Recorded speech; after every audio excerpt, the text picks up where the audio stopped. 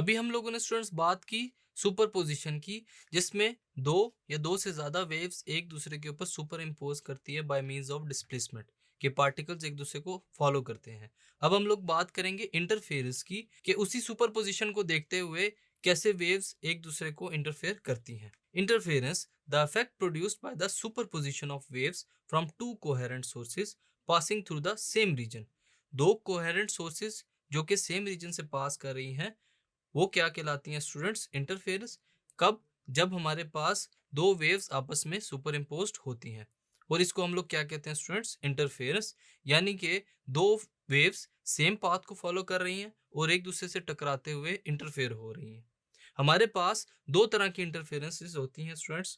कौन कौन सी? कंस्ट्रक्टिव और डिस्ट्रक्टिव इंटरफेरेंस। बात करते हैं कंस्ट्रक्टिव इंटरफेरेंस की।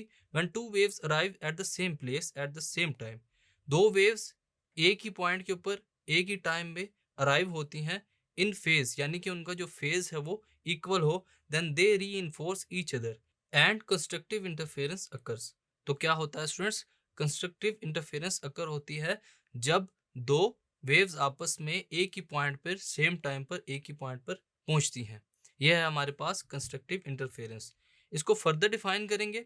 इन case of transverse waves, constructive interference take place when crust of one wave meets with the crust of other। Constructive interference जब हमारे पास ट्रांसवर्स वेव को डिफाइन करेगी स्टूडेंट्स, तो क्या होता है? एक वेव का ट्रफ दूसरे ट्रफ के साथ और दूसरी वेव का क्रस्ट उस क्रस्ट के साथ मैच कर जाता है और वो एक ही पॉइंट पर आकर पहुंच जाते हैं। The amplitude of the resultant wave is in the figure. Amplitude इसका फिगर में है। फिगर को देखते हुए हम लोग क्या डिफाइन करते हैं स्टूडेंट्स? कि जो लाइन है हमारे पास P S which is equal to Q S plus R S, ये वो पॉइंट्स हैं जो कंस्ट्रक्टिव इंटरफेरेंस को डिफाइन कर रहे हैं। उसके बाद है B C which is equal to B D minus A B. Diagram को देखते हुए ये जो पॉइंट्स है हमारे पास किसको शो कर रहे हैं स्टूडेंट्स? कंस्ट्रक्टिव इंटरफेरेंस को, जहां पर पॉइंट्स आपस में मीट कर रहे हैं।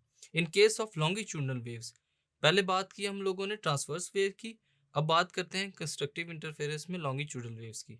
इन case of longitudinal waves, constructive interference occurs impression of one wave meets with compression of the other. Compression जो पहली वेव का है वो किसके साथ मीट करता है? दूसरी वेव के कंप्रेशन के साथ।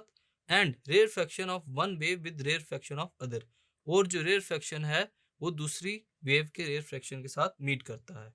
तो ये है हमारे पास constructive interference in the form of transverse waves and longitudinal waves. अब बात करते हैं स्टूडेंट्स डिस्ट्रक्टिव इंटरफेरेंस की। If two waves arrives at the same place at the same time but are out of phase 180 degree, then destructive interference occurs. के जो दो waves हैं वो एक ही पॉइंट के ऊपर अराइव होती हैं, पहुंचती हैं, but are out of phase, लेकिन उनका फेज डिफरेंट होता है यानी कि 180 डिग्री। तो उस इंटरफेरेंस को हम लोग क्या कहते हैं students? Destructive interference. The amplitude of the resultant wave is equal to the difference between the amplitudes of the individual waves. दोनों वेव्स का जो एम्पलीट्यूड है वो किसके इक्वल होगा स्टूडेंट्स? जो डिफरेंस है हमारे पास दोनों इंडिविजुअल का, जो कि इक्वल होगा रिजल्टेंट वेव के। वाई हमारे पास रिजल्टेंट वेव है जो किसके इक्वल है? Difference of individual waves y1 minus y2। Destructive interference occurs when crust of one wave meets with trough of the other। एक वेव का क्रस्ट दूसरी वेव के ट्रफ के साथ मिलता है।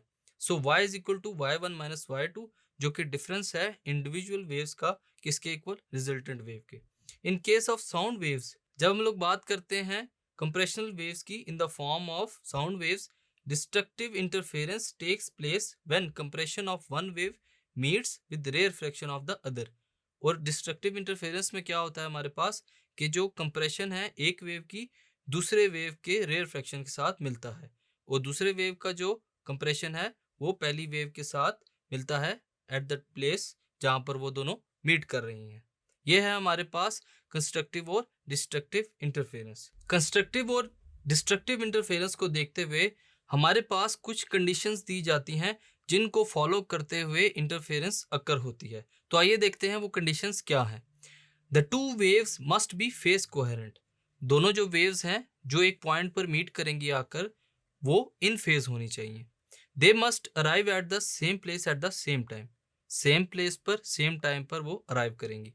The two waves must B travelling in the same direction, दोनों waves same direction में ट्रेवल करेंगी। The principle of linear superposition must be satisfied, जो सुपरपोजिशन प्रिंसिपल है हमारे पास वो लाजमी सेटिस्फाई होना चाहिए।